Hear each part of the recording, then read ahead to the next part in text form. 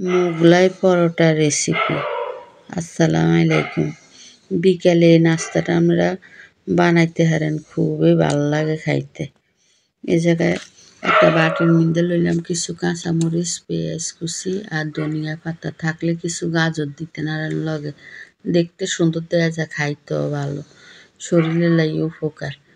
এরপরে এই জায়গার মধ্যে অল্প কয়টা জিরার গুঁড়ি দিছিলাম, ওটা ভিডিও হয় নাই।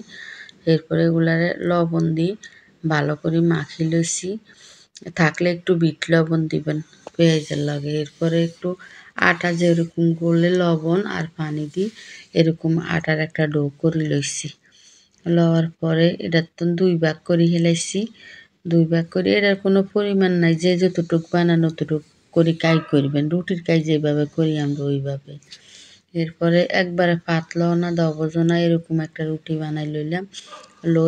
ওই যে পেঁয়াজ মরিচ মাখি রাখছি ওগুলা দিই, উপর দিয়ে একটা ডিমের আপনার করে দিচ্ছি, একটু মেলে দিয়ে। দেওয়ার পরে আমরা পরোটার শেপ যেভাবে দিই এইভাবে আপনার ইয়াটারে ভাঙি লইম। রুটিটা একটু বড় হইলে আপনার ইয়াটা ভালো হয়, মোগলাই পরোটাটা একটু বড় হয়, সুন্দর হয়। এরপরে আমি এদিক দিয়ে তেল গরম বইয়ে দিছি, যে তেলের মধ্যে ছাড়ে দিলাম। এবার আপনার সাইডের তো এইভাবে তেল মেলায় দিলে আপনার পরোটাটা হুলি উঠবো। এরপরে এদিক দিয়ে এটা চুলে থাক, আমি করছি আর একটা রুটি বানাই লইলাম। ওই যে পেঁয়াজ মরিচ যেগুলো রয়েছে এগুলোর লগে আর একটা ডিম দিয়ে এভাবে মাখি এভাবে দিয়ে দিলাম।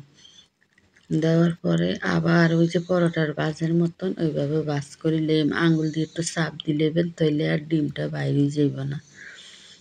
এরপরে এটা দেওয়ার পরে একটু ভালো করে এনে টিভি এনে করে বন্ধ করে দিতে হইব, নইলে আমরা ডিমটা বাইরে যাইব। এরপরে ওই যে পরোটাটা চুলের উপরে রাখছিলাম ওটা এবার ওই গেছে, এটা উঠে হেলাইয়ে মুডাই এই পরোটাটা দিয়ে দিলাম। বেশি আগুন দিয়ে যদি ভাজতেন যান, এই যে পরোটাটা দিয়ে দিলাম। যদি বেশি আগুন দিয়ে ভাজতেন যান তাহলে উপর দিয়ে কালার আই যাইব, ভিতর দিয়ে কাই ঠাই যাইব। আস্তের আগুন হইলে প্রথমে একটু জোরের আগুন থাকলে, পরে আস্তের আগুন হইলে আপনার এই মোগলাই পরোটাটা দেখতেও সুন্দর লাগে, খাইতেও ভালো লাগে। এই যে এই পরোটাটা হয়ে গেছে, এবার উঠে হেলাইম সবগুলা। আপনারা একটু ঠান্ডা হইলে কাটবেন, আমি গরম গরম কাটছি তো দইতে মারি না গরমের লাই। এরপরে আপনার দোনোটা কাড়ি লইম এইভাবে তইলে যে আমার আপনার মোগলের এই রেসিপিটা হয়ে গেছে। বিকালের নাস্তার লাই খুবই মজাদার। আপনার এই মোগলাই পরোটাটা বাইরের তুন কিনি না খাই, এইভাবে ঘরে একবার হইলেও বানাই, হোলাহাইন্ডাও দিবেন, নিজেরাও খাইবেন, খুবই মজা হয়। একবার হইলেও এইভাবে বাসা বানাই খাই চাইবেন। এই যে এইভাবে সস দিয়েও খাইতে পারেন। যদি আমার কাছে ভালো লাগে একটা লাইক কমেন্ট শেয়ার সাবস্ক্রাইব করে দিয়েন। আসসালামু আলাইকুম।